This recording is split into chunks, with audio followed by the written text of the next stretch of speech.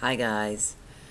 Oh, it has been a long couple of weeks, and I probably should have done this post a week ago, but as you can likely tell from the sound of my voice now, even a couple of days ago, that probably wouldn't have been very possible. The chest colds from hell, it's completely knocked hubby off his feet, and it is trying to creep back in on me, but somehow I keep managing to fight it back. Don't ask me how. Things have been interesting since Memorial Day. As I'm sure you all know, the company rolled my husband over the Tuesday after Memorial Day. And things were going groovy. Things were going good until we hit Friday of last week. This is where we hit a bit of a sticky wicket. My hubby came home at 5:45 in the morning on Friday and informed me that all next week, of which we are working 10s this week, we went down the last couple of weeks to 9-hour days, but now we're back to 10s. Saturdays are normally 8 if we work Saturdays, and we've gotten the last couple of Saturdays off, but even this Saturday upcoming is rumored to be a 10, which is highly unusual, but it can happen. So, I get told that on the week that I'm doing 10s, that he is to come in on the day shift and train for maintenance. I was like, oh boy, this is not going to work. So, I had to go tell my supervisor, who was excited and giving me news at the same time, that today is my entrance interview. You know, what I've been waiting for the last, 2 or 3 weeks. Here it is, my entrance interview. And I have to tell him that next week is going to be a bit of a nightmare because the 10-hour days are not going to happen for me. I'm either going to point out by Tuesday. I did manage to speak with a temporary guy, and he said he would do what he can for me. But my husband said a week. They said it might be 2, and I'm like, okay, either I'm going to point out, or I'm going to have to work 9 to 3:30, or you guys are going to have to give me a laptop so I can work from home. I'm not really sure. But this is what they're saying. This is what's going to happen, so you may want to hold off on that entrance interview until we get this situation resolved. So he called one of the big boys. He was a nice guy, but he's one of those, he's kind of passive-aggressive. He's kind of monotone with everything that he does, and he's hard to read. So, some things that sound almost aggressive or accusatory really aren't. And he, started off with, well, don't you want to be the global clerk? Yeah, I do. And I told him, I said, this is what I've been busting my butt for. I have just slammed down the hard work for the last 2.5 months. Aiming to find a position within the company, and then of course, irony of ironies, this happens. And he was like, well, you do realize that the 6th is the last day of school. I said, no, I actually hadn't kept track of that because everything's been so crazy here lately. I said, but that is a good point. I said, but isn't this only a week? He said, well, what if it extends into 2 or 3? I'm like, then we've really got a problem. And he was like, so what is the issue? And I told him, I said, I work days, and hubby works nights. And he's like, that's right, you have kids. And I said, yes, sir, I do. I said, and the reason why it's an issue is my husband can, my husband makes sure that they get on the bus. I said, my eldest, he can get on the bus by himself. Can walk down there and get on the bus, everything. I said, but my youngest is the one who goes in later. And he's the one I'm most concerned with. He has to have somebody there to see him to the bus and off the bus. And I certainly cannot trust him to come home and everything. And I certainly do not want him to come home to an empty house. That's not going to happen. And he was like, okay. And he was like, well, why do you say your husband's job takes priority over yours? I'm like, well, I said, that's a fair question. I said, my husband applied to the temporary agency first. He got into here first. He rolled over first. He is a maintenance man for this company on a trial basis for the next 90 days. But he's doing all this before I am. And quite frankly, he would make more money. There you go, in a nutshell. And he was like, okay. He was like, so this would definitely be a problem. I said, yes, sir. He was like, well, you know, what are you going to do? I mean, this is going to be difficult for your husband as it is during the summer. I said, well, we've coped before. We're going to have to do that again. And my supervisor chimed in, and he was like, well, what about YMCA, all that? And even the big boss was like, well, first of all, you have to set up for that months in advance. I'm like, that's it. I said, we had one place set up, and it would be $400 a week for the two of them. And he was like, might as well not work at all. One of you not work at all. I said, yes, sir. That's the reason why it was just one or the other of us for the longest time. I said, when they get a little bit older, this won't be an issue. I said, but right now it is an issue. And I said, these are the solutions I've got. These are the only solutions I can propose. I said, other than that, there's just, you know, there's no choice here. I said, it's not the fact that I want to make a choice. It's not the fact that this is even a choice situation. This is a choiceless situation. My top priority is my family. The company is a priority. It's a very major priority. The company is going to help me take care of my family. But the company has to come second when it comes to a crisis having to do with my family.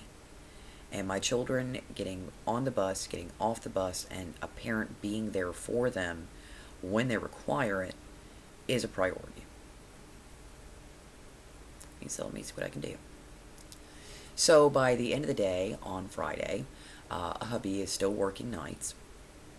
And the daytime guy, who sometimes likes to come in early anyway to get stuff started and done because during the day he has no time, he'll be training him as he can for the next couple of weeks. Hubby only had to stay over one day. That was actually today. And I went ahead and gave the temp agency a heads up. I'm going to be late. This is why. Please don't give me a point. And my husband got told this morning on his way out, tell your wife not to worry. She's not receiving a point. She's not receiving any of that. This is a non-issue. That she's going to be late because you are here. We understand that. That is not something that can be helped. So she is not to worry about that. This is the only day, though, that's going to happen. And that's because the training they had to do cannot be done at night. There is a certified person who takes care of this, and he is normally day shift. Well, he came in a little bit earlier. I got to get in a little bit earlier than I expected. So I was only about an hour late instead of 2, like I originally assumed I would be. But I did get, last Friday, I did get my entrance interview after all. After the whole mess with hubby and day shift and night shift got cleared up. Which, and I told them when we were discussing that problem that this has been known from day one. That I work day shift, he works night shift, we have small ones. This has never been a secret. This has never been a secret. This has not been something we hid underneath. I mean, anybody who deals with either one of us, we talk about our kids. We talk about each other a lot. So this was, I think that's the reason why they went ahead and went out of their way to accommodate. It's like, oh, shoot, forgot about that. And then we come to today. Now, this is my second week as the global clerk. Only I'm not officially the global clerk, but this is the second week as the global clerk. So I get stopped by HR, and she's like, have you filled out your application? I was like, oh yeah, like a week, or a day after my coworker put in her notice. It's been a couple weeks now. And she was like, huh, I have to see if I have that. And I'm like, well, I put it in your box. And she was like, no, not the bid. Not the stuff that you find out in the break room. She was like, it's like what I sent home with your husband. It's amazing. She actually remembers, my husband works there too. I guess we're rather memorable, at least HR. And she was like, it's that packet. I'm like, ma'am, nobody's ever stopped and talked to me about that. I just got my entrance interview on Friday. I said, I've never even seen this hit my desk. So she was like, come by a little bit later and I'll have that for you. And I was anticipating another headache because I have to get my drug test done by Saturday at midnight. Turns out my husband does not work an overtime day. The lines are not running. So he is not working on Friday night, which is technically his overtime night, because he starts on Sunday, and his last day for a full 40-hour work week is on Thursday. But he doesn't have to go in on Friday. Lines are not running at night. So we're the only lucky ones who are working 10s during the days. It's going to be receiving. But that means I can go. There's a place in town that's open as late as midnight. So I can actually go in, have supper, and then go out there, because it's better to do it at night, and get that done and get it knocked out of the way. As for the application, that was knocked out of the way within half an hour of her giving it to me. I even printed up my resume to go with it, went out of my way to search it and print it. And my supervisor was like, "Why are you doing that?"